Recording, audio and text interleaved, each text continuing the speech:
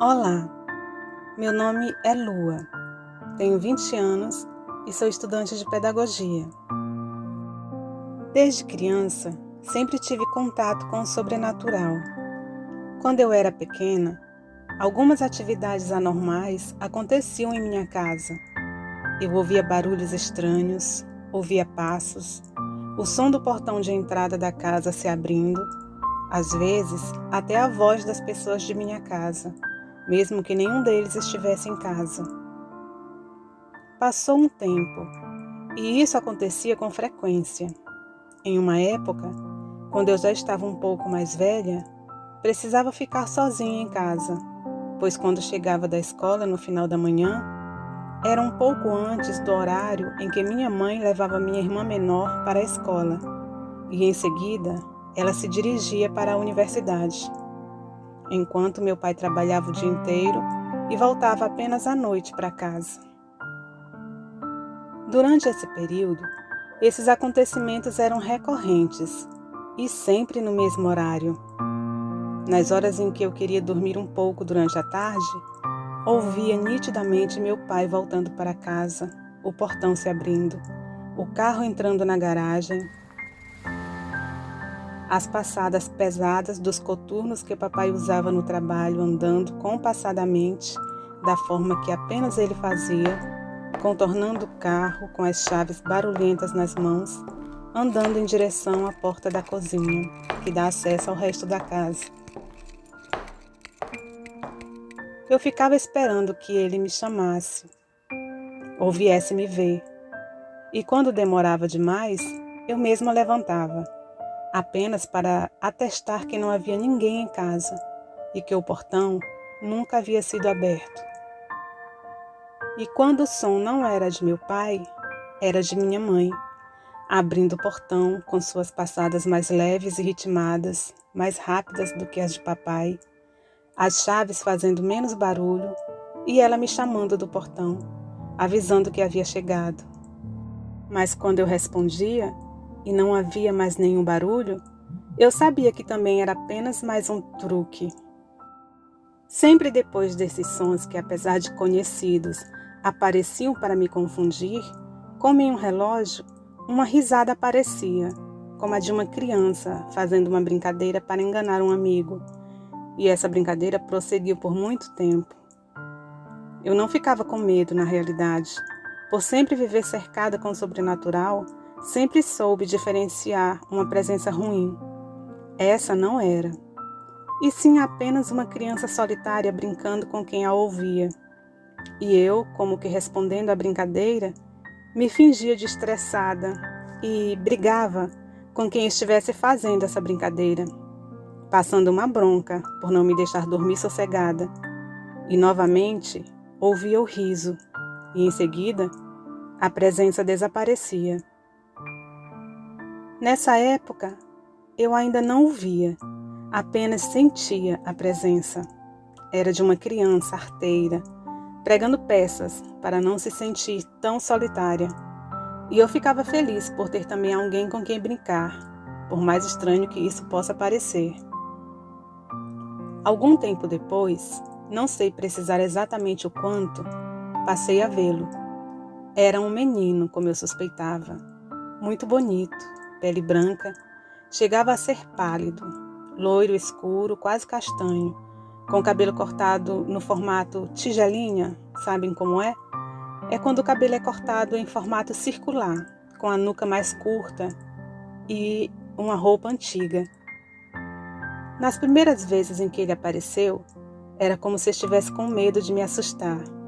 Aparecia sempre escondido atrás de uma porta ou observando escondido da janela, como uma criança que tenta ouvir escondida a conversa dos pais. Mas eu sempre o via e sorria para ele, antes de seguir com meus afazeres. Ele era minha companhia diária, Desde que eu tinha uns 8 anos, ele sempre estava me visitando e brincando comigo. Mas quando eu recebia visitas, geralmente, meus amigos da escola, mesmo assim ele aparecia, observando da janela, como que tentando participar, mas sempre sem causar nenhum tipo de problema ou confusão. Ele sempre aparecia para brincar, e eu sorria com ele. Com o tempo, fui me acostumando com sua presença. Então, na medida em que eu fui crescendo, eu o via mais nitidamente. Ele sempre teve a mesma altura, mas eu fui crescendo ao longo do tempo. Quando comecei a vê-lo, já estava com meus 14 anos de idade, medindo meus singelos 1,60 m de altura. E essa criança, ela chegava à altura do meu peito, praticamente à altura do meu pescoço. Com o tempo, ele foi ficando mais desinibido, se aproximando mais e aparecendo sem nenhuma ressalva, já que ele havia percebido que não iria me assustar. Em um dia comum, como qualquer outro parecia ser, eu estava andando pela garagem, que também é o meu terraço, fazendo algo que não lembro agora o que era, quando ele veio me encontrar, alegre como sempre, querendo companhia. Foi quando se seguiu o diálogo.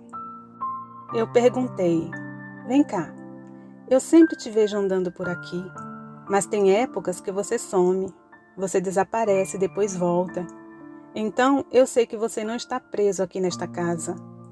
Então, por que você volta? Ele falou que voltava porque gostava daqui, que tinha alguém que o via e que brincava com ele. Ele se sentia muito solitário, mas que precisava ficar rodando pelo mundo. E eu perguntei o porquê disso. Por que ele precisava ficar rodando por aí? E ele respondeu que estava procurando por alguém.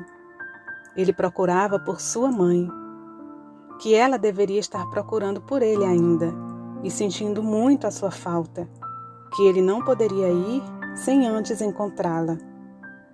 Quando ele partiu do mundo dos vivos, ela deveria ter ficado muito preocupada com ele, e por isso ele a procurava, e não podia parar até que a encontrasse, pois ele a havia perdido.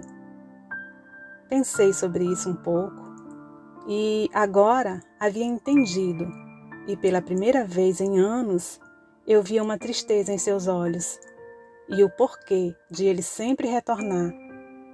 Mas voltei a falar com ele e disse: mas por que você não parte, não faz a passagem? E ele disse que não poderia ir sem sua mãe. E então eu respondi: mas como você sabe que ela já não fez a passagem e está só esperando por você por lá? E mesmo que ela não tenha feito isso, um dia ela vai fazer. E será se você não tem outra pessoa por lá esperando por você?